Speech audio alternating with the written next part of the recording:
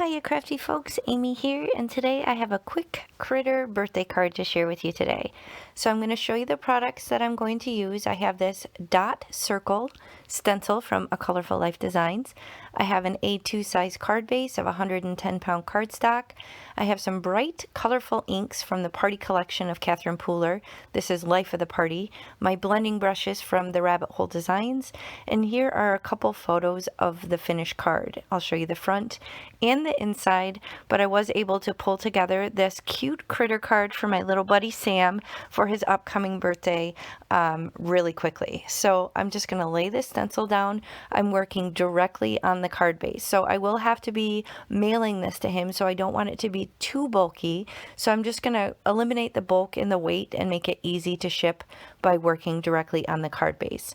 And I do have this pretty centered in the composition. I don't usually do this, but I did want to showcase as much of this awesome stencil as possible. So I do kind of end up creating a rainbow. I don't really get to the red, but I'm starting with the purple in the center and kind of working outward through rainbow colors. And I'm going pretty heavy-handed with this rich pigmented ink from Catherine Pooler. If you've worked with her inks before, you know the ink pads are really juicy and saturated. So I'm not holding back here. I want it to be a really big bright punch of color because this is for a little kiddo for his birthday, so I want it to be nice and fun and colorful. So now I'm working through the yellow, kind of letting it blend into the color before it, but you'll see here I do end up getting a little bit of green on my blending brush, so I will kind of, wipe that off screen, trying to get some of that contamination off. But either way, no big deal. And now I'm ending it with this dark orange color, which does look a little bit red in the photos, but it really only goes up to orange. So this kind of creates an awesome, interesting, colorful background on my card base. And now I have to figure out what sort of critter to put on the card. Now I had someone recently that saw me kind of pull out some of these dragons and was a little bummed that I didn't incorporate it into that card. So this is for you if you're watching. But I am using these cute dragons that I had Copic colored. I do have Copic markers, but any alcohol marker will give you a very similar result based on your price point. I know Copics are quite an investment. So sometimes I feel like coloring, I'll just sit back and color in some cute stamped critters, maybe when I'm watching a movie with my family, and then I'll fussy cut or die cut them out and load them up into that critter book that I have. So I have a lot of things ready to go for card batching. Now I have a different dragon ink a different dragon stamp set from Ink on 3, and I'm just going to use the sentiments from that to kind of finish off this card. I'm not going to use the cute little dragons, but I do like the sentiments.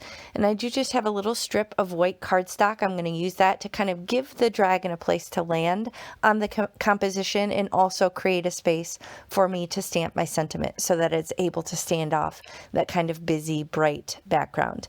And I'm going to use one of the same colors, that Lime Bricky, to stamp the sentiment a couple times right on that little strip, and it says make a wish, and then on the inside I did have a magical day. And I did tap back into my critter book there and pull another one of the dragons just to kind of incorporate that onto the inside of the card, just to give it some continuity and some interest on the inside. And I'm going to liquid glue it and fight with my pin to get it back in the glue bottle, but I'm just going to smooth that out because I don't like the glue lines that sometimes show on the outside of the card. And then I'm going to use some little it's little pop dots, but I'm actually kind of using the innards because it's the same stuff, why waste it, to kind of give my dragon some dimension on the front of the card. So I'm just cutting little fiddly bits of this foam to kind of pop it up and give it dimension, and that will be ultimately the only dimension on the finished card. So it's still nice and low profile. It'll be easy to ship to Sam, shouldn't cost any additional postage or anything like that. And then I do decide to come in with a little bit of blingage. These are kind of clear iridescent sequins, and I'm just going to lay those down in an odd number, 3 on the top, 2 on the bottom, and use my jewel picker to pick those up and put those down in the little blobs of glue. So overall came together really quickly. Granted, I did have some of the components ready to go. That is the benefit that I find having my critter book and also my sentiment book. I am able to kind of crank out a custom card really quickly with a lot of things that I have ready to go in my stash. And I did want to give it a little bit more pizzazz, so I have a Wink of Stella shimmer brush here, and I'm just kind of putting that right over various parts of the body of the dragon. Now I am mindful to kind of avoid the spots where I did the white highlights with a gel pen, because it is going to kind of eat into that and maybe kind of make those highlights disappear. So I just kind of avoided those. It's kind of hard to see, but it has a little bit of glittery shimmer and kind of adds to the magical component of this cute little dragon. So I hope he enjoys this card. I'm sure he will. He's a fun little kid. But I hope you found some inspiration here to create an easy critter card with some stencils in your stash. I do have a coupon code if you want to shop for some stencils. I definitely recommend checking out A Colorful Life Designs. So thanks for spending time with me today, and I'll catch you next time. Bye.